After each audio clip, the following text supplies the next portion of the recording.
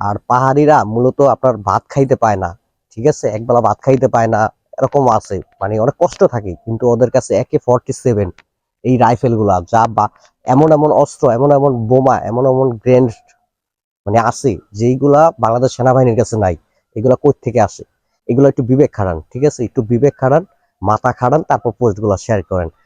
আপনারা যারা আসলে পাহাড়িদের আবেগ নিয়ে আবেগ দিয়ে পোস্ট করতেছেন, ফেসবুক ভরায় ফেলতেছেন, এই আবেগ তো আবেগ না, এটা হলো পার্বত্য চট্টগ্রাম ভাগ করার আবেগ, বুঝছেন?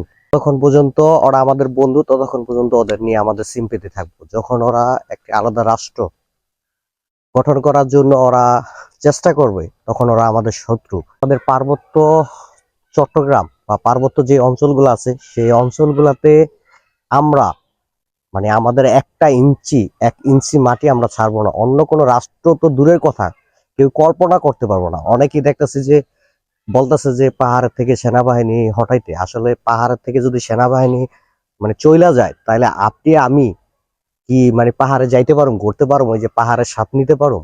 জীবনও না ভাই। এখনই তো আমরা আপনার পার্বত্য চট্টগ্রামে বা যে কোনো জায়গায় গেলে পাহাড়ে, সেই জায়গায় কিন্তু আমাদের এখনো সেনাবাহিনীর টহলে যাইতে হয়। তার মানে একটু বিবেক খাটান। এই বিবেকটা যদি এটুক চিন্তা করেন যে সেনাবাহিনীর টহলে আমাদের সাজেক যাইতে হয়, বান্দরবন যাইতে হয়, মানে যে কোনো পার্বত্য অঞ্চলে যাইতে হয়, তো সেই ক্ষেত্রে আমি যদি ওইখান থেকে সেনাবাহিনী চলে আসি, তাহলে আমরা কি ওইখানে যাইতে পারুম কিনা? ঠিক আছে, এটুকু একটু চিন্তা করিয়া একটু আবেগটা কমাইয়া তারপর ফেসবুকে পোস্ট শেয়ার করেন। নাইলে এই দেশ মানে ভাগের যে চিন্তা ভাবনা সেটা করতেছে, ঠিক আছে, অলরেডি একটা বিশাল একটা ক্রাইসিসের ভিতরে দেশ চলে যেতেছে। আমাদের ব্যাড ট্যাক্সের টাকা দিয়ে তো সেনাবাহিনী ওই কালভেট, ব্রিজ, রাস্তা এইগুলা করার জন্য সেনাবাহিনী গঠন করা হয় না। সেনাবাহিনী মূলত সার্বভৌমত্ব রক্ষার ক্ষেত্রে করা হয়েছে। তো সেই ক্ষেত্রে পার্বত্য চট্টগ্রাম বহু আগের থেকেই একটা ওরা সশস্ত্র গোষ্ঠী আছে। ওই গোষ্ঠীর কারণে কিন্তু পার্বত্য চট্টগ্রাম অস্থিরতা, ওইখানে যারা পাহাড়ি আছে তারাও কিন্তু মূলত এই সন্ত্রাসী বাহিনীর দ্বারা শোষিত।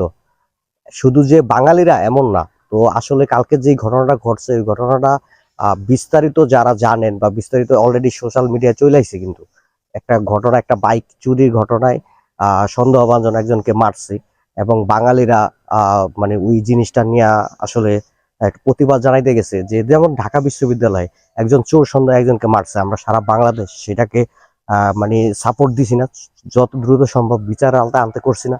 সেম এমন একটা, কিন্তু বাঙালি সবাই না, কিছু স্টুডেন্ট মানে ছাত্ররা মানববন্ধন করতে নিছে, সেইখানে পাহাড়িরা যারা সশস্ত্র গোষ্ঠী আছে সন্ত্রাসী, তারা হামলা করতে গেছে, ঠিক আছে। সুষ্ঠু তদন্তের মাধ্যমে বিচার হবে, বিচারের পরে যারা দোষী, এলা বাঙালি হোক পাহাড়ি হোক, আইনের আওতায় আনবে। আমরা সবাই আসলে যারা চাই পাহাড় আর সমতল নাই, সবাই আমরা বাংলাদেশি, ঠিক আছে।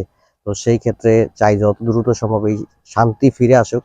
আর আমরা যারা এই সমতল ভূমিতে আছি, বেশি মায়া দেখায় না বা মায়া কান্না কাইন্দা মানে ভাষায় দিয়ে না আসলে।